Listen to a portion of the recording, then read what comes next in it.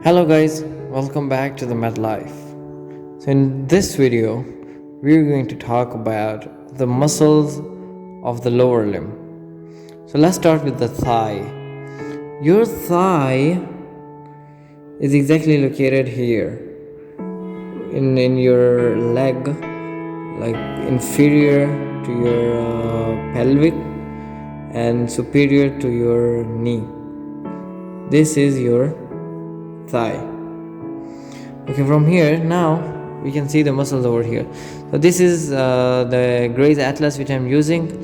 So in this picture you can see some muscles over here, and I'm going to start with their to talk about these muscles of the thigh, their origin, their attachments, and their nerve supply. Okay, let's start. So the main muscle that we can start in the thigh is quadriceps femoris. Quadriceps means four. It has four heads, four different parts. Quadri, as you can see, like quadri means in Latin that means four, and femoris comes from the bone, the femur, femoris.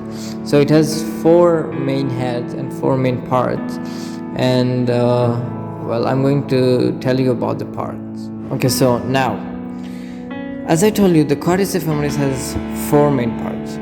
Let's start with this one. This one over here that you see, this muscle in the middle is called the rectus femoris. The rectus femoris is the first part of the quadriceps femoris. There is the rectus femoris, there is vastus medialis, vastus lateralis, and vastus intermedius, which is inferior to the rectus femoris. Okay, so now the rectus femoris muscle. Let's start with its origin. Where is it starting from? Where does it originate from? So basically, it has two heads. There is a straight head and there is a reflected head. We can see the heads over here in this picture, but they're located just inferior to these muscles over here. So this straight head originates from the upper half of the inferior iliac spine. So the iliac spine, there are four iliac spine. There is the anterior superior iliac spine, anterior inferior iliac spine, posterior superior iliac spine, and the posterior inferior iliac spine. Anterior inferior, which is attached to where this muscle originates from, its straight head, is anterior means in front of. This is the anterior view of your thigh and your leg. So anterior means from front. When you can see from front, anterior inferior is down. So there is the anterior superior, anterior inferior. So this is the anterior inferior. There is up and there is down, and there is front and there is back. So this is front and down, anterior inferior iliac spine. This is a straight head that originates from there. And then the reflected head, there is the reflected head, which is from the groove above the acetabulum. Acetabulum is a part of the femur bone, which I'm not sure if you can see here, but it's somewhere here. You can see the acetabulum of the femur. So that's where it starts from. There is a groove above the acetabulum. That's where the its reflected head is originated from. And now, where is it inserted? It's originated from that place, and it's inserted. You come down the whole way. You can see it over here, and then you can see the tendon at this place, right over here. You can see this is the patella. Patella is the bone of knee, as I told you before, and this is the tendon of rectus femoris. Right over here, you can see it. So its attachment is the base of patella. You can see over the patella. It's attached to the patella. This is about rectus femoris. Now, let's talk about vastus lateralis. Look over here. This is we called the rectus femoris. Vastus lateralis vastus medialis. This is your medial side, this is your lateral side. So on the lateral side, you have the vastus lateralis. You can see the name right over here, vastus lateralis. So let's talk about its origins. So it has some origins. It has some parts, and I'm not going to talk about all the parts, but what you have to know basically is that it originates from the lateral lip of the gluteal tuberosity.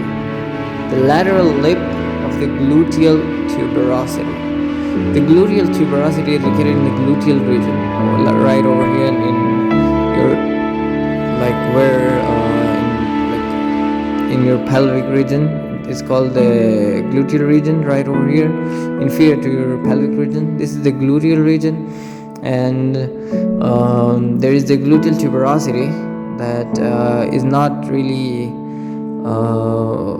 we cannot see it over here, but it's located somewhere there. And this is the vastus lateralis. Vastus lateralis, this muscle, and its insertion is the base of patella. Look, you can see it right over here. This is the muscle coming, and here, right over here, this is the muscle.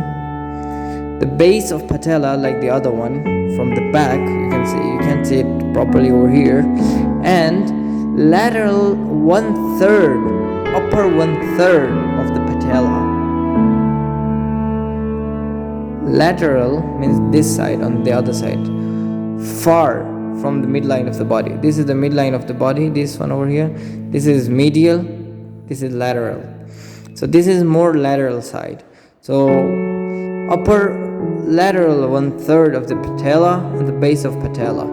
This is about vastus lateralis and the vastus medialis.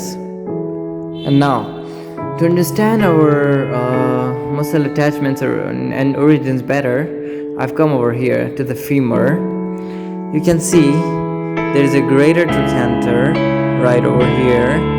There is a lesser trochanter, and then there is a line over here that's between them that kind of connects them. That one is called the intertrochanteric line on the femur.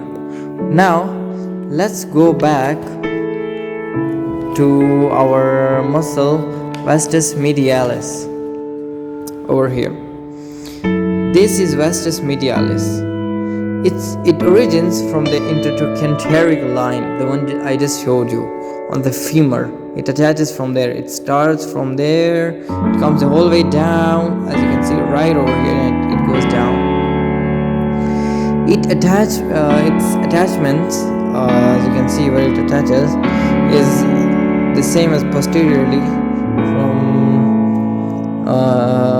from to patella, to the base of patella, and the medial upper 2/3 of the patella.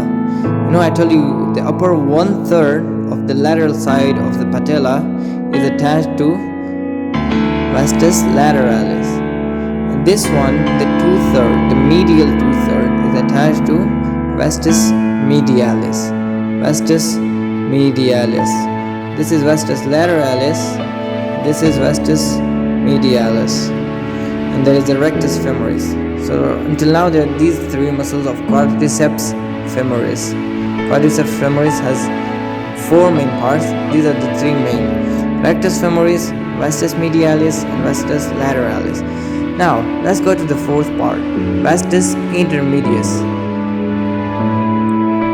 Okay, so now these ones are the muscle I was talking about: vastus medialis, vastus lateralis, and the vastus intermedius.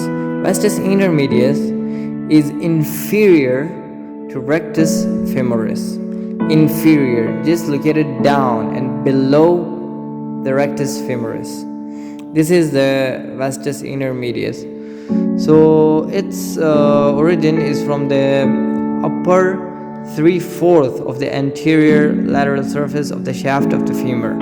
So well, you don't need to memorize all of that, just need to know, look, this is the femur. This is, now we have come to the deep part. This is the femur, and it attaches from the shaft of the femur. There is the shaft of the femur right over here. And look, I told you the vastus medialis originates from the intertrochanteric line, just right over here. Look, and this is the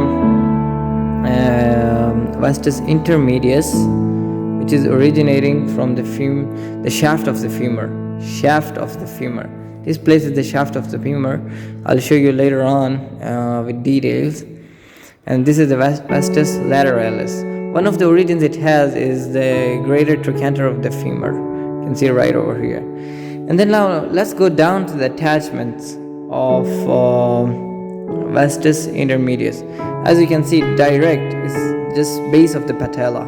Patella is your knee bone, remember that. Base of your patella, right over there. Okay, now another muscle. So we are done with the rectus femoris, with the vastus femoris, vastus medialis, vastus lateralis, and vastus intermedius. So these are the four parts of the muscle quadriceps femoris. As I told you, it has four parts, and these are the parts that I just mentioned. From there, let's continue. As you can see, we still have some other muscles. This is one of the very important muscles and a major muscle of the thigh, and it's basically the longest muscle in the body. It's not the biggest, but the longest muscle in the body. It's called the sartorius muscle. Sartorius muscle. So its origin is from the anterior superior iliac spine. Anterior superior iliac spine. If you remember, the origin of rectus femoris was from anterior inferior iliac spine. So the rectus femoris is a bit inferior, down, it's below, and it originates from anterior inferior iliac spine. And the sartorius originates from anterior superior iliac spine. It originates, it's come all the way from the lateral side to the medial side. Look, from the lateral side to the medial side of your thigh, and it attaches on the upper part of the medial surface of the shaft of tibia. The upper surface of the shaft of tibia. This is your tibia muscle, and this is the fibula. So the tibia muscle of your leg. Remember, sartorius muscle does not attach on the patella or femur. It starts from anterior superior iliac spine, comes all the way down to the medial side, from lateral to medial, and attaches on the upper side of to the shaft of the tibia. You can just have a look at it clearly. This is the muscle over here. And now let's come to another muscle missing over here, the tensor fascia lata. Tensor fascia lata. This one is a very small muscle, and you can see the tendon is quite long. So the tensor fascia lata originates from the outer lip of the iliac crest. Outer lip of the iliac crest. The iliac crest has already been explained in the osteology videos. So it originates from the upper part of the outer part of the iliac crest, and now it's what we call the attachments, and its insertion. It goes to the iliotibial tract. Iliotibial tract. Look, this is the muscle. This long tendon that you see over here is the iliotibial tract. The iliotibial tract. So it originates from there, the outer lip of the iliac crest, comes down to here, and it's finished. This is the muscle. That tendon, that long one you're seeing, is the iliotibial tract. It's a very long tendon, and it's one of the major factors that stabilizes your knee from its dislocation. We'll talk about that later on. And then For the front of the thigh and the anterior side of the thigh, there is only one muscle missing, and we don't have it here, unfortunately. It's not very clear over here. It's called the articularis genio. That muscle originates from the shaft of the femur, and it inserts on the synovial membrane of the knee joint. There is a synovial membrane of the knee joint that it just directly attaches onto that. Okay, now that we have studied all of these muscles, their insertion and their origins, now let's talk about their nerve supply. So basically, all the nerves of quadriceps femoris, which are rectus femoris, vastus medialis, vastus lateralis, vastus intermedius, sartorius, and articularis genio, all of them are supplied and innervated by the femoral nerve. And only the tensor fasciolata is innervated by the superior gluteal nerve. So it's quite up, as you can see. Most of them are below and inferiorly, and this is a bit in superior part. So this one is only supplied and innervated by the tensor fasciolata. The tensor fasciolata is supplied by the superior gluteal nerve. The rest are supplied by the femoral nerve. Now let's talk about their functions. The three vastus muscles, vastus medialis, vastus lateralis, and the vastus intermedius, which is just inferior to rectus femoris. So these three vastus muscles, they do extension of the knee joint. When you want to open your knee, that's called the extension. These three are made for that. And for the rectus femoris muscle, that one is basically also extension of the knee. It's one of the muscles that extends the knee. And if you see up there, it flexes the hip joint. It extends the knee. The three vastus muscles are only for extension of the knee. The rectus femoris is also for the extension of the knee and flexion of the hip. And the articularis genio, which you cannot see over here properly, its function is to pull up the synovial membrane of the knee while the knee joint is being extended. When your knee is being opened or extended, it pulls up the synovial membrane of your knee joint. And then from there, let's go to sartorius. Sartorius, over here in the hip, you can see it does flexion of the hip. And when it comes to the medial side of the knee, it does also flexion of the knee, both flexion of the knee and flexion of the hip. And now when it comes to the tensor fasciolata, this muscle is abduction of the hip joint. So guys, make sure to subscribe to MedLife.